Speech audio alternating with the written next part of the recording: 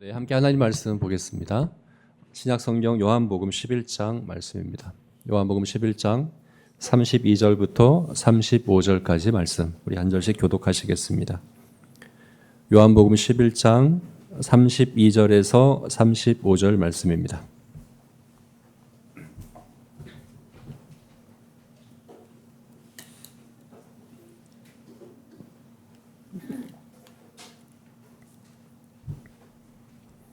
마리아가 예수 계신 곳에 가서 배웠고 그 발 아래 엎드려 이르되 주께서 여기 계셨더라면 내 오라버니가 죽지 아니하였겠나이다 하더라. 예수께서 그가 우는 것과 또 함께 온 유대인들이 우는 것을 보시고 심령에 비통히 여기시고 불쌍히 여기사 이르시되 그를 어디 두었느냐 이르되 주여 와서 보옵소서 하니 예수께서 눈물을 흘리시더라. 아멘. 우리 지난주에는 용서라는 성품에 대해서 함께 나눴습니다. 성도의 성품으로서의 용서는 우리 비그리스도인들이 갖고 있는 일반적인 개념의 용서와는 다르다라고 말씀드렸죠. 어떤 부분에서 다릅니까? 가장 큰 차이를 한마디로 이야기한다면 회개가 있어야 한다 하는 거죠. 우리가 일반적으로 용서를 구하고 또 용서한다 할 때는 내가 너를 힘들게 하고 너에게 상처를 주고 너를 아프게 하고 한 것에 대해서 미안해 라고 하면 용서할게, 사과를 받아들일게, 이것을 보통 그렇게 용서하는 것과 또 용서를 구하는 것이라고 이해를 하는데, 하나님의 성품으로서의 용서, 성도의 성품으로서의 용서는 그것만이 아니라, 물론 그것도 있어야 되지만 그것만이 아니라 근본적으로 내가 하나님 앞에서 하나님을 거역하고 반역한 죄를 지었어.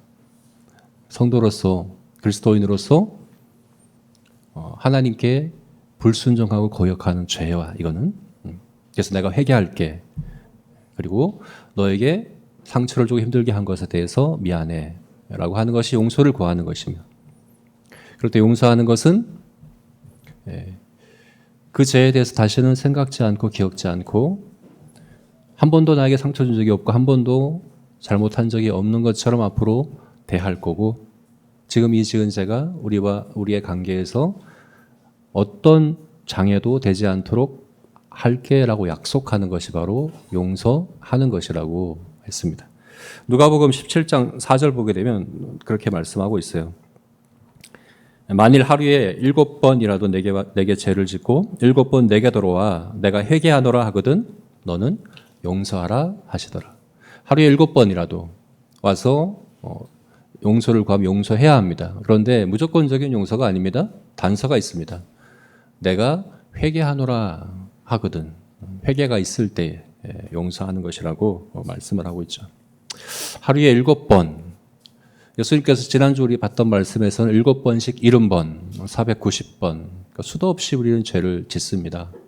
아무리 경건하고 아무리 믿음이 좋고 성숙한 성도라도 죄를 짓습니다. 일상적으로 죄를 짓습니다. 그래서 일용할 양식을 구하는 것 다음에 기도로서 예수님께서는 우리에게 죄 지은 자를 사하여 준 것 같이 우리 죄를 사하여 주옵시고라고 매일 기도하라고 우리 가르쳐 주셨잖아요.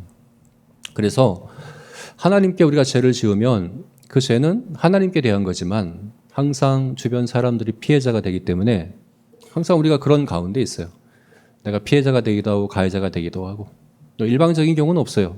난 항상 피해자이고 저 사람 항상 가해자인 경우는 없어요. 동시에 일어나기도 합니다. 항상 쌍방가시래요. 내가 피해자기도 하고 가해자기도 하고 또 가해자기도 하고 피해자기도 하고, 이걸 수도 없이 많은 죄를 짓고 이 수도 없이 많은 죄의 가해자가 되고 피해자가 되는데 그 죄들이 다 어떻게 될까요? 그 죄들이 다 우리한테 차곡 쌓여서 묵은 죄가 되고 또 쓴뿌리가 된다면 어떻게 될까요? 그래서 하나님께서 우리에게 안전장치를 마련해 주셨는데 그게 바로 용서인 거죠. 요셉과 요셉의 형을 보게 되면 수십 년이 지났는데 그 수십 년 동안 아무렇지도 않게 화목한 듯 겉으로는 이렇게 보이도록 지내왔는데 수십 년이 지나도록 요셉의 형들의 마음에도 요셉의 마음에도 그 죄에 대한 그 죄로 인한 두려움과 죄책감, 또 그 마음의 상처와 아픔이 그대로 남아 있었어요. 해결되지 않은 채 그대로 쌓여 있었어요.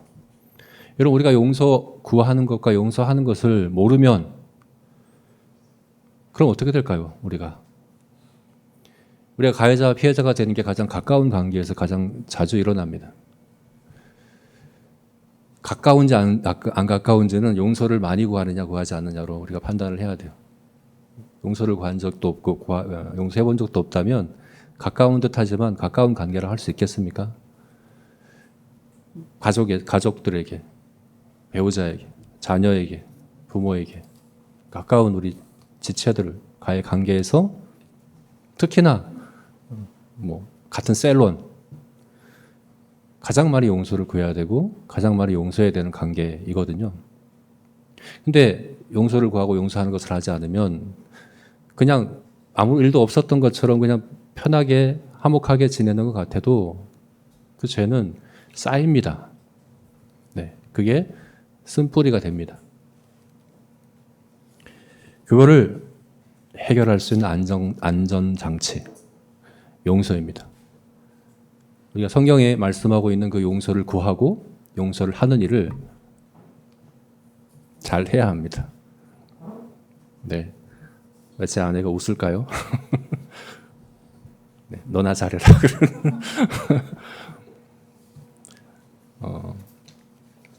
자, 이제 오늘과 다음 주는 용서와 깊이 관련된 성품들 2개를 보려고 합니다. 공감과 화해. 오늘은 공감, 다음 주에는 화해입니다. 이 둘은 용서와 굉장히 깊은 관련이 있는 성품이에요. 공감은 용서를 위한 준비예요. 화해는 용서의 결과예요. 그래서 이 세 개가 나란히 한 줄로 깨어지는 거죠. 공감이 용서로, 용서가 화해로 이어지게 되어 있어요. 공감이 없으면 참된 용서는 불가능합니다. 화해가 없다면 참된 용서가 아닙니다. 그래서 우리 용서와 함께 같이 알아야 되는 성품이 바로 공감 그리고 화해인데, 오늘은 먼저 공감에 대해서 함께 보려고 합니다. 공감은 굉장히 넓은 개념이기 때문에 공감 자체를 정의하자면 다를 수 있어요. 그런데 오늘 우리가 보려고 하는 건 용서를 위한 준비로서의 성품인 공감입니다. 용서는요, 그냥 중립적인 상태에서 일어나지 않아요. 그냥 나는 난 용서할 마음도 없고 용서 안 할 마음도 없고 그냥 가만히 있는데 용서를 구하면 그때서야 용서할게 라고 되는 게 아니에요. 혹은 용서할 마음이 없고 용서하기 싫고 용서하지 않을 거야 하는 그런 마음이었는데 하도 간절히 용서를 구하니까 그때서야 용서할 마음이 들어서 용서할게가 아니에요. 성경을 보자면 용서를 구하기 전에 이미 용서하고자 하는 마음으로 가득한 상태가 되어 있는 것이 우리 하나님의 우리를 향한 마음이고 성품입니다. 다윗이 밧세바를 범하고 우리아를 죽이고 한 가정을 파괴하고 살인죄와 또 간음과 거짓말과 온갖 죄를 짓고 나서 약 1년가량 하나님과의 관계가 끊어졌죠. 밧세바가 아이를 낳을 때까지 거의 1년간이잖아요. 그 기간 동안 뼈가 마르고 내 진액이 다 빠져나올 만큼 괴로웠다라고 이야기하는데 하나님과 관계가 끊어진 상태였어요. 그 괴로움 가운데 다윗이 고통하고 있었는데 하나님은 어땠을까요? 하나님은 더 그 다윗과의 관계의 회복을 원하셨죠. 어떻게 알 수 있습니까? 하나님이 먼저 나단 선지자를 보내셨어요. 그 나단 선지자를 보내고 다윗의 죄를 깨닫게 하실 때 다윗이 내가 여호와께 죄를 범하였나이다 고백하자마자 즉시 내 죄를 사하노라 라고 바로 용서의 말씀을 하시는 것은 이미 그 마음에 용서하고자 하는 마음의 준비가 되어 있었던 상태인 거죠. 용서는 준비 없이 되는 게 아니에요. 네. 베드로가 우리 지난주 말씀에서 7번까지 용서하면 됩니까? 라고 이렇게 묻는 게 마치 용서가 자판기처럼 동전 넣으면 바로 튀어나오는 것처럼 수학 공식처럼 기계적으로 그냥 자동적으로 나올 수 있는 게 용서인 것처럼 그렇게 생각하실지는 몰라요. 근데 용서는 그렇게 하는 게 아닙니다. 용서는 용서할 마음의 준비가 되어 있는 상태에서 나오는 것이 참된 용서입니다. 그리고 그 용서할 준비를 한마디로 공감이라고 우리가 오늘 보려고 하는 겁니다. 공감. 자, 이것을 그래서 우리가 세 가지 공감으로 좀 세분해서 보려고 합니다. 공감은 넓은 개념이지만 용서와 관련된 용서하기 위한 참된 용서를 하기 위한 준비로서의 공감을 우리가 세 가지로 먼저는 죄로 인한 고통에 대한 공감. 이게 근본적인 공감입니다. 용서를 위한 공감은 죄로 인한 고통에 대한 공감 능력, 공감의 성품이 있을 때 참된 용서가 이루어질 수가 있습니다. 이거는 가해자의 경우도 마찬가지고 피해자의 경우도 마찬가지입니다. 그리고 이걸 좀 더 자세히 두 번째는 가해자의 입장에서 가져야 될 공감이 뭔가에 대해서 보려고 합니다. 그리고 마지막 세 번째는 피해자의 입장에서 가져야 될 공감이 무엇인가, 이렇게 우리가 세 가지로 나눠서 함께 봤으면 좋겠습니다. 먼저 공감의 근본적인 차원에서의 공감입니다. 무엇입니까? 죄로 인한 고통에 대한 공감하는 그런 마음입니다. 오늘 본문에서 우리가 이걸 볼 수 있죠. 오늘 본문 33절을 보게 되면 예수님께서 비통히 여기시고 불쌍히 여기셨다. 심령이 비통히 여기시고 불쌍히 여기셨다. 왜요? 그가 우는 것과 또 함께 온 유대인들이 우는 것을 보시고, 여기 그는 누굽니까? 마리아입니다. 32절에 나와 있는 마리아입니다. 마리아가 우는 것을 보시고 또 마리아와 함께 있는 유대인들이 다 우는 것을 보시고 예수님이 심령에 비통하게 여기시고 불쌍히 여기셨다. 공감하셨다는 거죠. 또 35절을 보게 되면 예수께서 눈물을 흘리시더라. 우셨다라고 분명히 말씀하고 있죠. 왜 우셨을까요? 사실 이게 전후 문맥을 볼 때 왜 우셨을까 잘 이해가 되지 않는다 할 수 있는 그런 부분이기도 해요. 왜냐하면 지금 마리아와 유대인들이 우는 이유는 마리아의 오라버니 나사로가 죽었기 때문이거든요. 지금 예수님은 나사로의 장례식장에 와 있는 겁니다. 나사로가 죽었어요. 근데 예수님이 그걸 이미 알고 계셨거든요. 죽기 전부터. 우리 읽지 않았지만 3절 말씀을 보게 되면 마리아와 마르다, 이 두 자매죠. 그리고 나사로까지 이 세 남매입니다. 이 세 남매를 예수님께서 특별히 사랑하셨어요. 그래서 마리아와 마르다가 예수님께 사람을 보냈어요. 보내서 주께서 사랑하는 자가 병들었나이다라고 알려줬어요. 와서 고쳐달라는 거죠. 근데 그 예수님께서 그 말을 듣고 어떻게 하셨습니까? 이 병은 하나님께서 영광을 받기 위한 병이다. 하나님의 아들이 영광을 받기 위한 병이다 라고 이야기하시면서 일부러 거기에 이틀 더 머무십니다. 네. 병들어 죽을 걸 아시고 일부러 이틀을 더 머무십니다. 그러고 나서 이제 나사로가 죽었죠. 그때 제자들에게 말씀하죠. 우리 친구 나사로가 잠들었도다. 내가 깨우러 가노라. 잠들었다 하는 것은 죽었다는 이야기입니다. 나사로가 죽었으면 나는 깨우러 갈 거다. 다시 살릴 것이다. 라고 하면서 제자들을 이끌고 지금 여기에 온 겁니다. 왔는데 마리아와 마르다는 웁니다. 슬픔 가운데 울고 있습니다. 그리고 유대인들도 웁니다. 곡하는 사람도 같이 있었겠죠. 그죠? 그렇게 우는 가운데 예수님께서 오셨어요. 그리고 지금 나사로의 무덤으로 가는 길이에요. 43절을 보게 되면 아마 몇 분도 지나지 않았을 거예요. 43절을 보게 되면 예수님께서 나사로를 살리십니다. 나사로가 무덤에서 걸어 나와요. 살아나요. 예수님이 이 모든 걸 다 아시는 상황입니다. 근데 왜 우셨을까요? 마태복음 9장을 보게 되면 회당장 야이로의 딸이 죽은 일이 있었죠. 그 회당장 야이로의 딸이 죽었을 때 예수님께서 그를 살리러 가셨죠. 그리고 뭐라고 말씀하셨냐 하면 곡하는 자들에게 물러가라. 이 소녀가 죽은 것이 아니라 자는 것이다. 울지 말라라고 말씀하셨어요. 자는 거야. 다시 일어날 거야. 그러고 살리셨거든요. 근데 왜 나사로는 다시 살리실 것을 알고 계셨고 다시 살리실 것이고, 그죠? 그래서 마리아에게 야 울지 마. 자는 거야. 지금 바로 다시 살릴 거야. 이렇게 말씀하지 않으시고 울고 있는 마리아 그리고 그 유대인들의 그 고통과 슬픔을 공감하시며 왜 우셨을까? 그래서 사실 이게 이해가 안 돼서 성경학자들 가운데는 이걸 다르게 해석하기도 해요.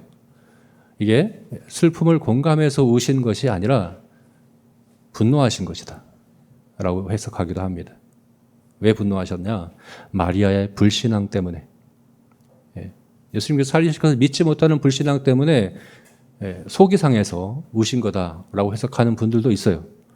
근데 저는 그건 더 말이 안 된다고 생각합니다. 왜냐하면 이 앞에 구절들을 보게 되면 마리아와 마르다의 믿음이 그렇게 분통해 하실 만큼 그렇게 형편없지는 않았어요. 워라비 나사로가 죽은 상황임에도 불구하고 마르다가 뭐라고 고백하냐 하면 마지막 날 부활 때 다시 살리실 줄 믿습니다. 주는 그리스도시요 하나님의 아들이십니다라고 그 자리에서 고백했거든요.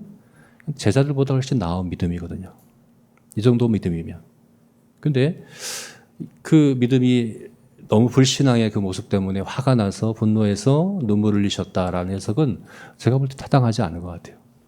이것은 마리아의 그 슬픔, 그 아픔, 죽음이란 이 고통에 대한 공감이라고 우리가 이해를 하는 게 맞다는 거예요.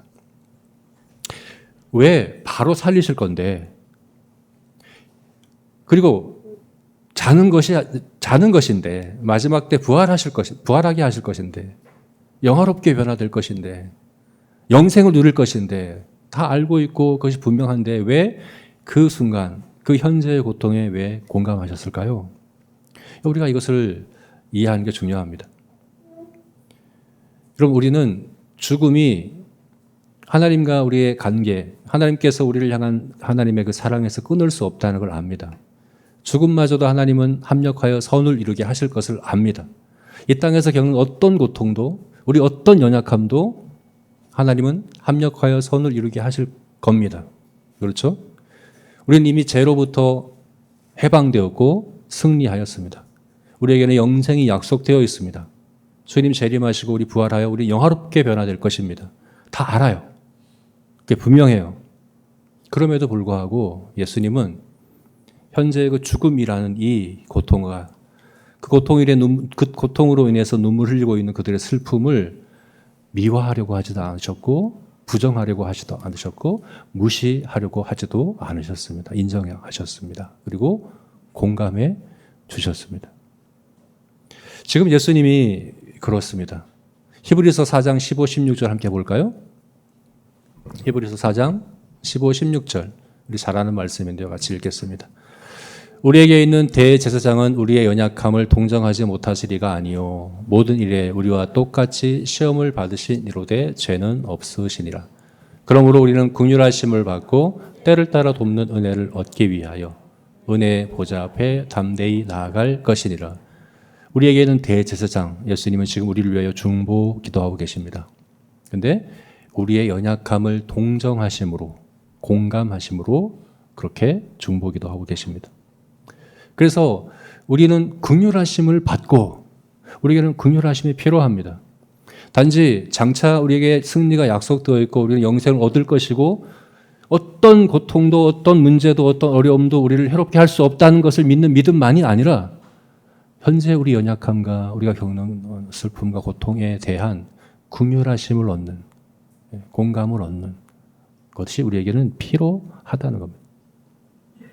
우리는 죄와 아직도 싸워가고 있습니다. 아직도 우리는 죄로 타락한 세상 가운데 살아가고 있습니다. 사탄이 우리를 우는 사자와 같이 삼키고자 합니다. 우리 안에도 죄의 본성이 남아 있습니다. 아무리 경건한 성도라도 계속해서 넘어질 수밖에 없고 실패할 수밖에 없는 가운데 있습니다. 그리고 그 죄는 항상 부산물이 따라와요. 부작용들이 따라옵니다. 그것이 여러 사람들의 고통으로 찾아옵니다. 이것을 단지 믿음으로 우리가 승리할 거야, 합력하여 선을 이룰 거야 라고만 이야기하는 것으로 우리는 죄와 싸울 수 없습니다. 우리에겐 반드시 공감하고 용서하고 용서를 구하는 그런 과정이 필요하다는 겁니다. 그래서 우리가 가해자가 되었든 피해자가 되었든 용서를 구할 입장이든 용서를 할 입장이든 항상 우리 마음 안에 공감해야 되는 것은 무엇입니까? 여전히 우리는 연약하고 여전히 우리는 죄와 싸우는 과정 가운데 있으며 또 그 죄로 인한 고통이 나에게도 그리고 상대에게도 있다는 사실을 기억하는 것입니다.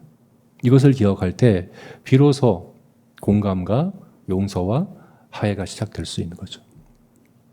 네, 그래서 첫 번째로 우리가 공감해야 되는 건 무엇이냐? 죄로 인한 고통, 죄에 대한, 그리고 죄와 싸우고 있는 우리의 지금 현재의 처지에 대한 공감, 이것이 근본적으로 필요한 공감이다 하는 것을 알 수 있습니다. 두 번째입니다. 이제 보다도 구체적으로 가해자와 피해자의 입장을 우리가 좀 나눠서 생각해 봅시다. 가해자일 때 아까도 말씀드렸듯이 일방적인 경우는 없습니다. 언제나 쌍방입니다. 내가 가해자가 되기도 하고 피해자가 되기도 하고 어떤 때는 같은 사건인데 피해자이면서 가해자일 수도 있습니다.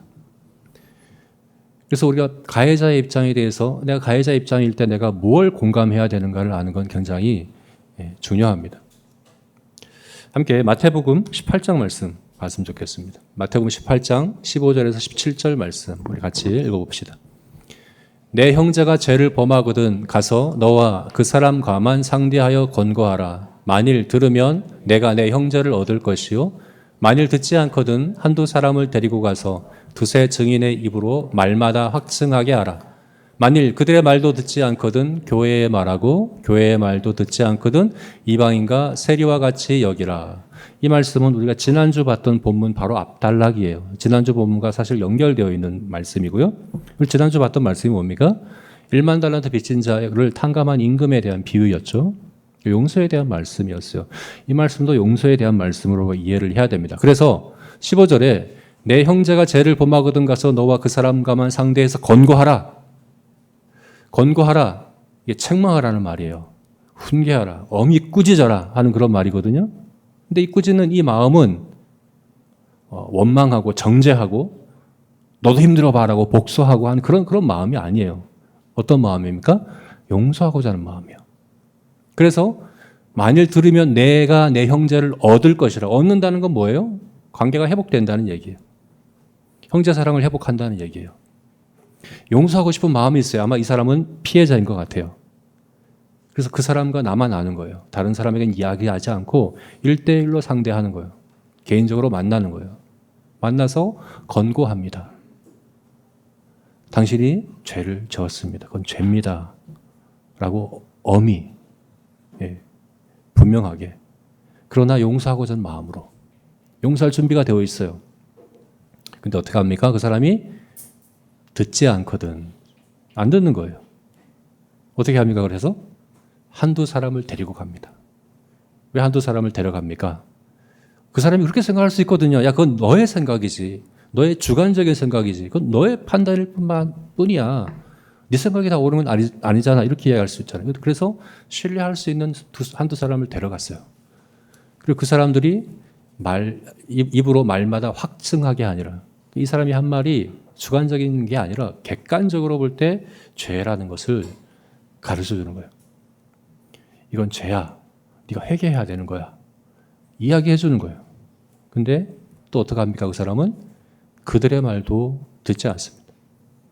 그럼 어떻게 해야 될까요? 교회에다 이야기합니다. 교회에다 이야기했다는 공식적으로 교회에서 공식적으로 그의 죄에 대해서 지적하고 회개하도록 권고하는 걸 이야기하는 거예요. 근데 그 말도 듣지 않습니다. 그럼 어떻게 합니까? 이방인과 세리와 같이 여기라. 이방인과 세리와 같이 여기라는 것은 형제사랑에서 이웃사랑으로 넘어간 거죠. 이것은 성도가 아니란 얘기예요. 당신은 성도가 아닙니다. 여기서 자세히 우리가 가해자 입장에서 한번 생각해 보세요. 피해자는 지금 용서할 준비가 되어 있습니다.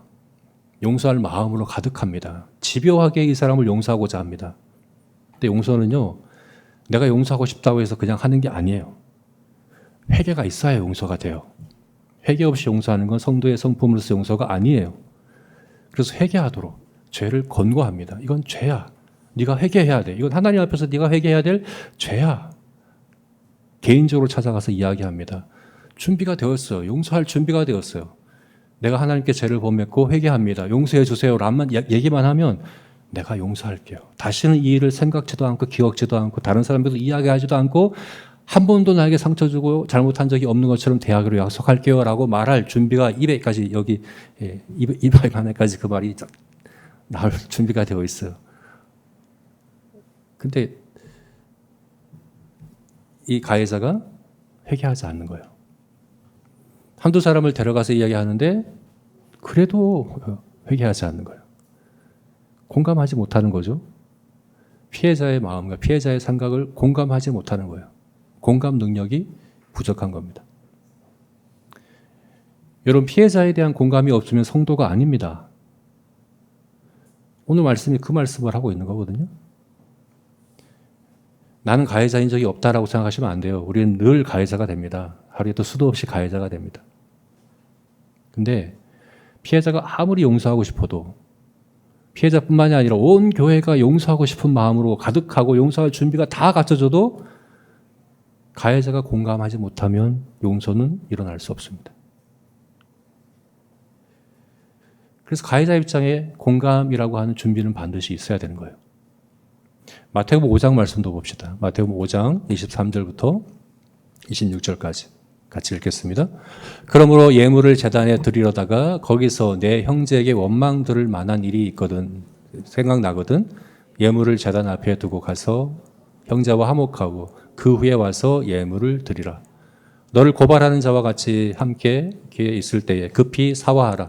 그 고발하는 자가 너를 재판관에게 내어주고 재판관이 옥리에게 내어주 옥에 가둘까 염려하라.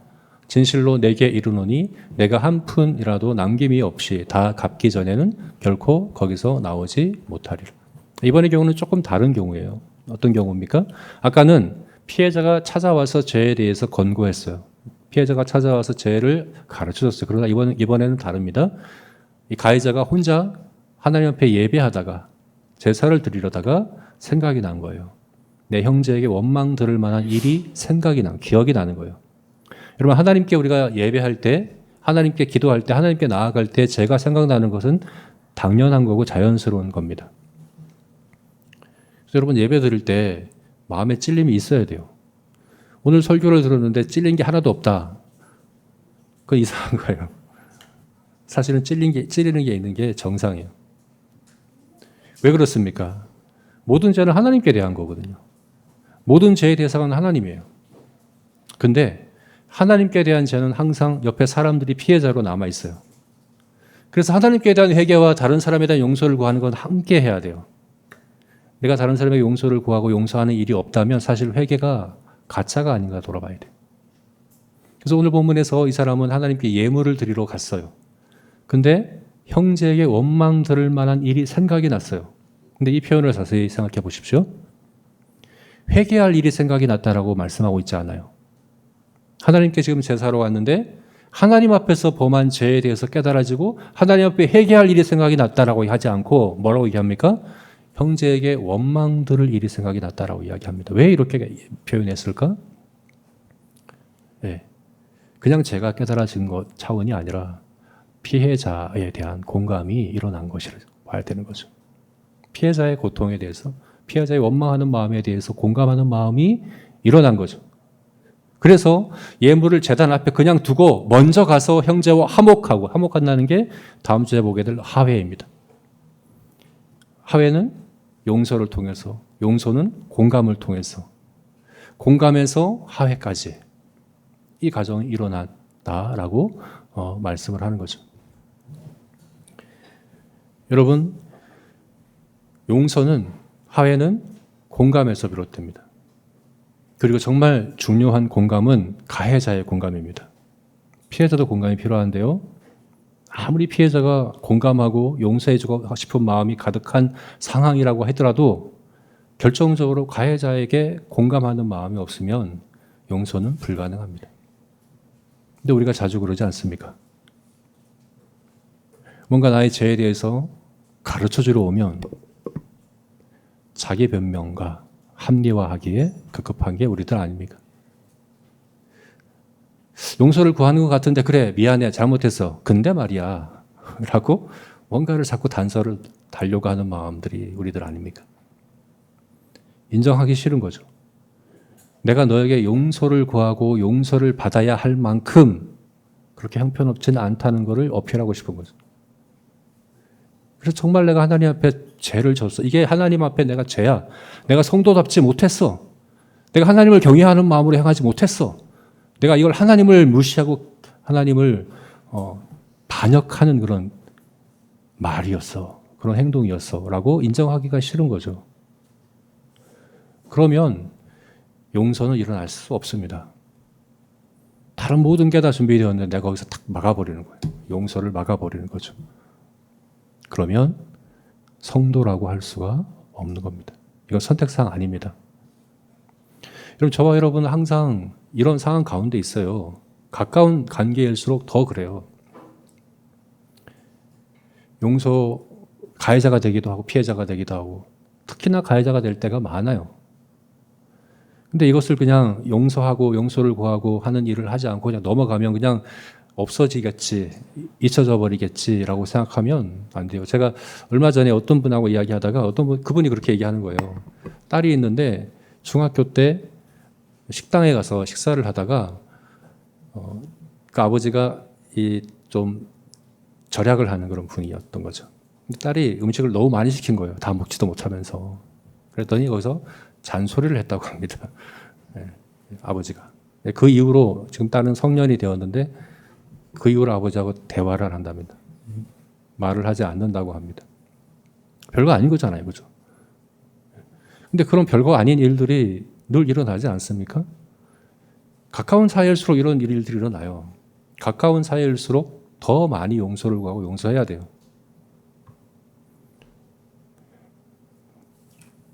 어제 제가 여동한테 용서를 구했거든요.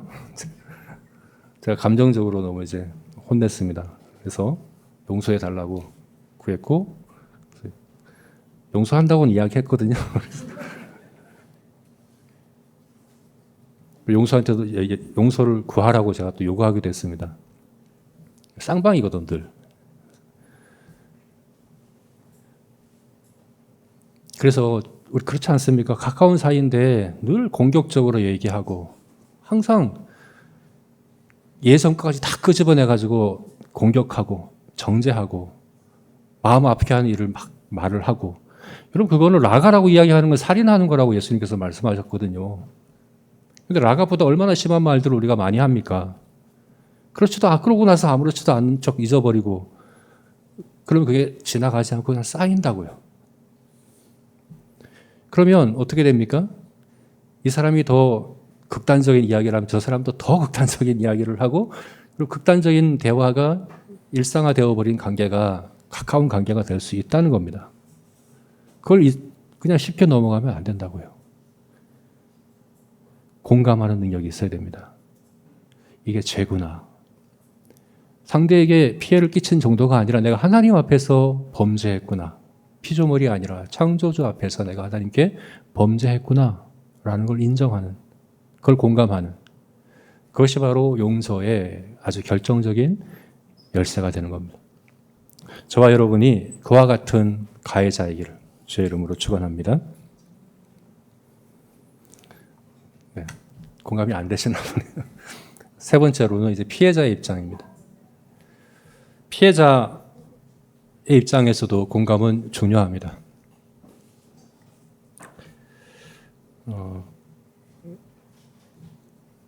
뭘 공감하는 걸까요? 가해자를 공감하는 거죠. 가해자의 입장을, 가해자의 처지를, 가해자의 연약함을 공감해 주는 겁니다. 여러분, 이거는 가해자의 죄를 공감하는 얘기가 아니에요. 그 죄에 대해서 이해해 주고 죄를 그냥 덮어주고 죄에 대해서 묻지 않고 이걸 얘기하는 거 아니에요. 앞에서 우리가 18장, 마태복음 18장 말씀에서 봤던 것처럼 집요하게 찾아가서 그 죄를 가르쳐 주잖아요. 일깨워 주잖아요. 공감하는 마음인데. 피해자의 공감하는 마음은 죄와 그 사람을 분리시키는 거예요. 그래서 전에 말씀드린 것처럼 용서는 죄와 그 사람을 분리시켜서 그 죄를 바다 깊은 곳에 던져버리는 것이 용서라고 했잖아요. 그 용서가 일어나기 전에 먼저 마음에 그 일이 일어난 거예요. 분리시켜요. 그리고 죄에 대해서는 미워하고 이것에 대해서 미워하고 무시할 마음은 없어요. 이것은 반드시 다뤄야 될 문제지만 이 사람에 대해서는 긍휼히 여기는 거죠. 불쌍히 여기는 거죠. 그리고 지금 연약한 가운데 죄와 싸우는 그 가정 가운데 있다는 것을 공감해 주는 것이 바로 피해자의 입장에서 가져야 될 공감이라고 볼 수 있는 거죠. 이건 여러분 선택사항이 아닙니다. 우리가 지난주 봤던 말씀에서 임금이 그렇게 말하잖아요. 내가 너를 불쌍히 여김과 같이 너도 내 동료를 불쌍히 여김이 마땅하지 아니하냐? 마땅하지 아니하냐? 당연한 것 아니냐? 의무사항이란 얘기예요. 왜 의무사항입니까? 왜 100데나리온 빚진 자를 용서해주고 불쌍히 여기는 것이 마땅합니까? 이 사람은 1만 달란트를 이미 탕감받은 사람이기 때문에 그렇습니다. 이 사람은 먼저 하나님 앞에 가해자였고 천문학적인 그 빚을 이미 탕감받은 사람이기 때문에 누구보다도 가해자를 이해할 준비가 되어 있어야 하는 거죠.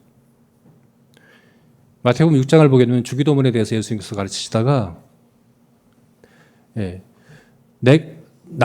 나에게 죄를 지은 자를 용서해 준 것 같이 나에게 지은 죄를 용서해 준 것 같이 나의 죄를 사하여 주옵소서라고 기도하라고 가르쳐 주셨잖아요. 그리고 이 기도에 대해서 주기도문에서 가르쳐 주고 나서 마지막에 덧붙여서 설명하신 간구는 이 간구밖에 없어요. 이 간구에 대해서 자세히 설명해 주세요. 네가 만약 마음으로 진심으로 네 형제를 용서하지 아니하면 아버지께서도 너를 용서하지 않을 것이다. 그럼 이거는 내가 용서해서 하나님이 용서해 주신다가 아니에요. 내가 100데나리온을 용서해 주면 하나님이 1만 달란트 용서해 준다가 아니에요. 이미 1만 달란트 탕감해 주는 게 먼저 일어났어요. 근데 하나님께서 용서해 줄 때는 단순히 그냥 빚만 탕감해 주는 게 아니에요. 에스겔서 36장 말씀 보겠습니다. 같이 읽겠습니다. 맑은 물을 너에게 뿌려서 너희로 정결하게 하되 곧 너희 모든 더러운 것에서와 모든 우상 숭배에서 너희를 정결하게 할 것이며 또 새 영을 너희에게 속에 두고 새 마음을 너희에게 주되 너희 육신에서 굳은 마음을 제거하고 부드러운 마음을 줄 것이며 또 내 영을 너희 속에 두어 너희로 내 율례를 행하게 하리니 너희가 내 규례를 지켜 행할 것이라. 25절에 보면 맑은 물로 너희에게 뿌리고 정결하게 하고 이건 죄를 사하신다는 얘기죠. 용서하신다는 얘기죠. 1만 달란트를 탕감시켜 준다는 얘기죠. 근데 그것만이 아니에요. 그냥 빚만 없애준 게 아니에요. 새 영을 주시고 새 마음을 주시는 것이 같이 일어납니다. 1만 달란트 탕감받은 자에는 새 마음이 있어야 돼요. 새 영이 있어야 돼요. 그 임금이 그를 불쌍히 여긴 것 같은 그 마음이 그에게도 있어야 합니다. 하나님께서 우리를 용서하실 때는 항상 그와 같습니다. 그냥 죄를 사하노라만이 아니라 우리에게 성령을 주시고 성령이 우리 안에서 하나님의 성품을 닮아가도록 역사하신 일이 반드시 일어납니다. 그래서 내가 정말 1만 달란트 탕감 받은 자가 맞다는 것을 어떻게 합니까? 가해자에 대한 공감의 마음을 통해서 아는 겁니다. 만약 내가 가해자에게 공감하지 않으려고 한다고 한다면 그것은 굉장히 두려운 일이에요. 마태복음 7장 2절에 너희의 비판하는 그 비판으로 너희가 비판을 받을 것이며 너희가 헤아리는 그 헤아림으로 너희가 헤아림을 받을 것이니라. 이게 공감이잖아요. 공감하라는 거잖아요. 그런데 가해자의 그 처지와 연약함을 공감하지 못한다는 것은 마치 우리 하나님께 제가 이 사람에게 한 것처럼 똑같이 나에게 해주세요라는 것인데 얼마나 두려운 일입니까? 1만 달란트를 탕감 받아놓고 100데나리온을 공감해 주지 못해서 목을 조르며 감옥에 집어넣는 그 사람을 악하다라고 임금은 이야기했죠. 네. 이것도 마찬가지로 성도라고 볼 수 없는 것 아닙니까? 그래서 내가 피해자인데 공감하고 용서해 줄 마음의 준비가 되어 있지 않고 가해자가 회개하며 용서를 구하는데도 용서하려고 하지 않는다면 그게 죄를 짓는 겁니다. 만약 그런 사람이 있으면 찾아가서 권고해야 합니다. 이건 성도답지 못한 거고 두세 사람을 데려가서 또 권고해야 되고 교회가 권고해야 되고 세리와 이방인 같이 여겨야 될 만큼 중요한 문제입니다. 피해자는 공감해야 합니다. 공감하는 것이 우리의 의무입니다. 제 말씀을 맺겠습니다. 오늘 우리 공감에 대해서 나눴습니다. 공감은 용서를 위한 준비입니다.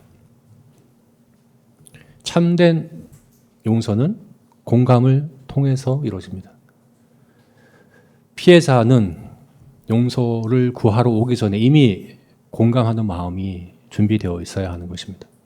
가해자는 하나님께서 깨닫게 하시든 그 사람이 깨닫게 하든 그때에 공감할 준비가 되어 있어야 하는 것입니다. 그리고 이것이 일상적으로 자연스럽게 서로 간에 일어나는 그것이 바로 교회이고 성도들의 모임입니다.